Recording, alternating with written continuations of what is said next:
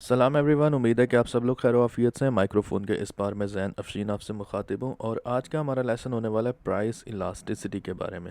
Specifically it's gonna be about price elasticity of demand. सबसे पहले हम ये देख लेते हैं कि प्राइस इलास्टिसिटी ऑफ डिमांड से मुराद क्या है, इसका मतलब क्या है। तो इसका मतलब ये है कि जब प्राइस में कोई चेंज होता है तो वो क्वांटिटी डिमांडेड पे कितना इम्पैक्ट करता है। फॉर एग्जांपल, अगर प्राइस जो है वो सिर्फ 10% इंक्रीज़ होती है और क्वांटिटी डिमांडेड जो है वो 10% भी इंक्रीज़ हो सकती है, 20% भी हो सकती है या सिर्फ 5% भी हो सकती है। तो जो level of change in quantity demanded होता है ना, in response to the change in price, उसको हम लोग प्राइस इलास्टिसिटी ऑफ डिमांड कहते हैं। ठीक है, तो उसकी कुछ डेफिनेशन हैं जो मैंने आपके सामने यहाँ पे लिखी हुई हैं। अगर आप इसको नोट डाउन करना चाहते हैं तो आप इस वीडियो को पॉज कर सकते हैं और आप इन सब चीज़ों को लिख भी सकते हैं अगर आपकी स्पीड मुझसे ज़्यादा है। So सबसे पहले the level of change in quantity demanded in response to the change in price that I have already explained it to you.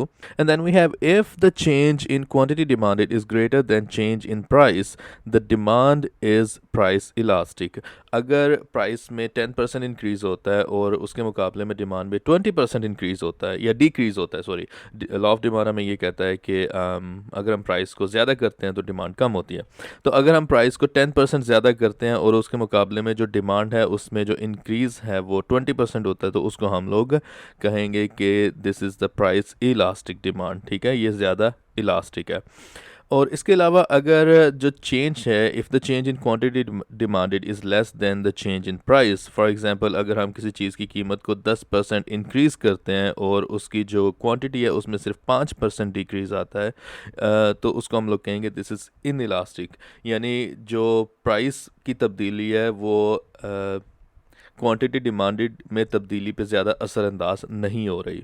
And if the change in quantity demanded is equal to the change in price, demand is unit elastic. Sorry, I missed n letter in there, but it's unit elastic.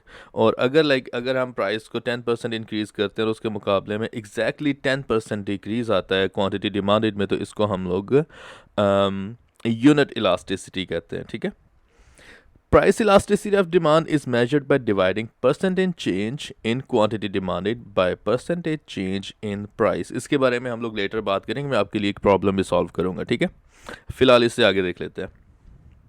तो कौन से ऐसे factors होते हैं जो price elasticity को influence कर सकते हैं। ठीक है, उसमें सबसे पहले आ जाता है अवेलेबिलिटी ऑफ सब्सटीट्यूट्स। ओके, तो अवेलेबिलिटी ऑफ सब्सटीट्यूट्स से क्या मुराद है कि फॉर एग्जांपल जो पेप्सी है वो कोक का सब्सटीट्यूट है। तो अगर क्या होता है कि अगर कोक की प्राइस बहुत ज़्यादा इंक्रीज हो जाती है तो लोग बहुत जल्दी कोक पीना छोड़ देंगे और पेप्सी की तरफ मूव कर जाएंगे। ठीक है, तो जो कोक है ये बहुत प्राइस इलास्टिक है, इसकी प्राइस में थोड़ा सा चेंज इसकी क्वांटिटी डिमांडेड में बहुत ज़्यादा चेंज ला सकता है। ठीक है, उसके अलावा होते हैं नेसेसिटीज़ वर्सेस लग्जरीज़। इससे क्या मुराद है, नेसेसिटीज़ वो चीज़ें होती हैं जो हमारे सर्वाइवल के लिए ज़रूरी होते हैं। फॉर एग्जांपल हमारा खाना पीना, कपड़े, रहना, ये सब चीज़ें हमारी ज़रूरियात में शामिल है।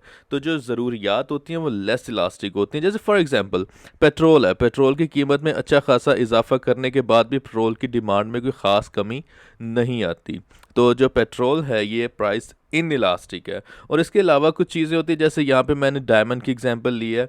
डायमंड की कीमत में अगर इंक्रीज़ आता है, अगर डायमंड बहुत एक्सपेंसिव हो जाता है तो लोग डायमंड ख़रीदना छोड़ देंगे क्योंकि ये सर्वाइवल के लिए ज़्यादा ज़रूरी नहीं है, बिल्कुल ज़रूरी नहीं है बल्कि।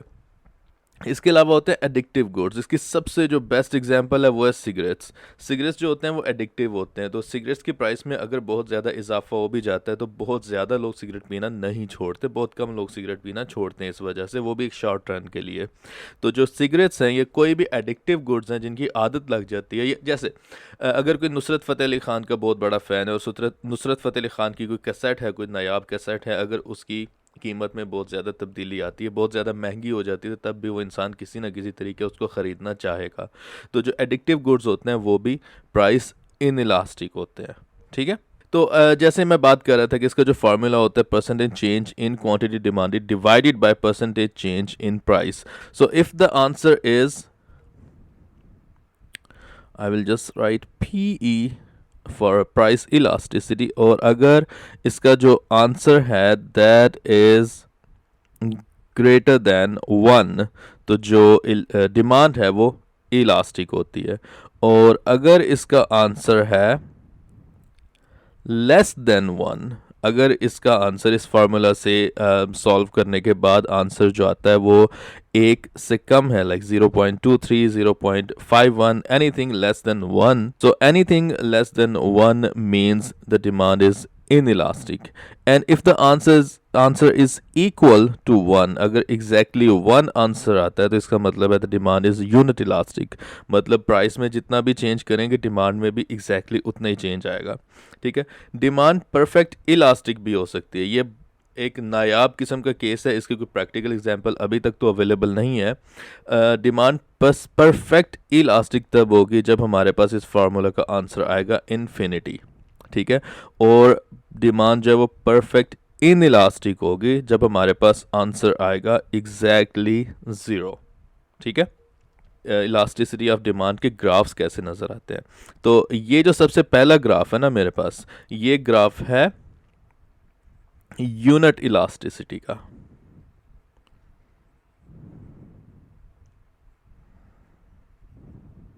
ठीक है, वो किस तरह वो मैं आपको अभी बता देता हूँ. फॉर एग्जांपल इसमें अगर इनिशियल प्राइस हमारे पास ये है, आई नेम इट P1, तो इसमें हम लोग सिर्फ एक यूनिट चेंज लेके आते हैं, तो क्वांटिटी डिमांडेड में भी एग्जैक्टली एक यूनिट चेंज आएगा. जो यहाँ पे डिस्टेंस है एग्जैक्टली सेम डिस्टेंस यहाँ पे है, तो the demand is unit elastic. Okay, और इसके अलावा जो नेक्स्ट मेरे पास ग्राफ बना हुआ है वो है मोर इलास्टिक डिमांड का. मोर इलास्टिक डिमांड का पता ऐसे चलता है कि जो हमारे पास डिमांड कर्व होता है वो फ्लैटर होता है, वो बिल्कुल लाइक डायगोनल नहीं होता, उसकी शेप थोड़ी सी फ्लैट होती है, थोड़ी सी या ज़्यादा फ्लैट भी हो सकती है, बिल्कुल फ्लैट भी हो सकती है, वो भी मैं आगे जाके बताऊंगा आपको. तो इसका मतलब ये होता है कि फॉर एग्जांपल हमने जो हमारे पास जो इनिशियल प्राइस थी वो यहाँ पर थी, let's just call it like P1, और बिल्कुल एक यूनिट में इसकी प्राइस में जो है ना इजाफा करता हूँ. तो आपके सामने है कि हमने प्राइस में इतना सा इजाफा किया था, लेकिन क्वांटिटी डिमांडेड में कितना ज़्यादा डिफरेंस आया, सॉरी इजाफा नहीं, कमी की थी, माय बैड. तो प्राइस में हमने सिर्फ इतनी सी कमी की थी और क्वांटिटी डिमांडेड में आपके सामने है कि कितना बड़ा गैप है इसके मुकाबले में. तो थोड़ी सी प्राइस इंक्रीज करने से डिक्रीज करने से क्वांटिटी में अच्छा खासा इजाफा हुआ है. So the demand is more elastic. तो जो इन इलास्टिक डिमांड होती है उसका कर्व कुछ ऐसा नज़र आता है, वो बहुत सीधा होता है, that's like more steeper. Okay, इसकी भी एग्जांपल अभी ले लेते हैं. लेट्स से कि मेरे पास इनिशियल प्राइस यहाँ पर है और मैं अराउंड 2 यूनिट्स इसमें इजाफा करता हूँ. अगर प्राइस को मैं ऊपर ले जाता हूँ, तो अब आप विजुअली देख सकते हैं कि इतना सा इजाफा करने के बाद, 2 यूनिट्स इजाफा करने के बाद प्राइस में क्वांटिटी में सिर्फ ऑलमोस्ट 1 यूनिट का फ़र्क आया. मतलब ये साइज़ है चेंज इन प्राइस का और ये साइज़ है हमारे पास क्वांटिटी डिमांडेड का. ठीक है, तो this is the in elastic demand.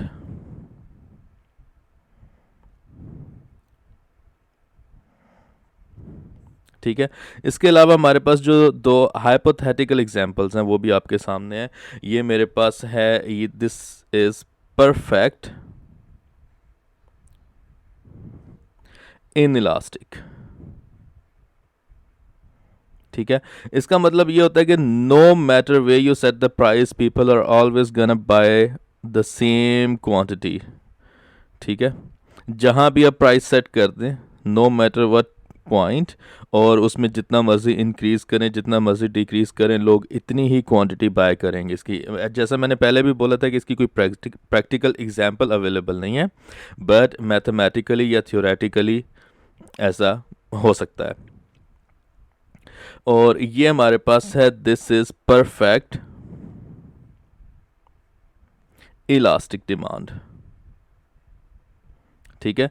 इसका मतलब ये होता है कि no matter way you set the price, आप जितना मर्जी उसको इंक्रीज करें, डिक्रीज करें, कुछ भी करें, no one ever is gonna buy any of this good. ऐसा भी कोई प्रोडक्ट, कोई गुड, कोई ऐसी आइटम दुनिया में अवेलेबल नहीं है फ़िलहाल, लेकिन हाइपोथेटिकली, थियोरेटिकली और मैथमेटिकली ऐसी चीज़ सामने आ जाती है। तो ये आपके लिए एक एग्जांपल है।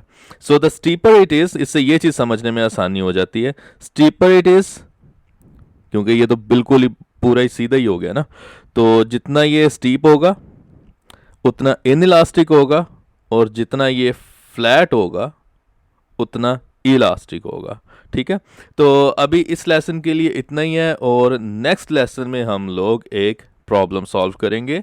और इस चैनल को सब्सक्राइब ज़रूर करें, इस वीडियो को लाइक ज़रूर करें, अपने दोस्तों के साथ शेयर ज़रूर करें, और मिलते हैं नेक्स्ट लेसन में एक न्यूमेरिकल प्रॉब्लम के साथ।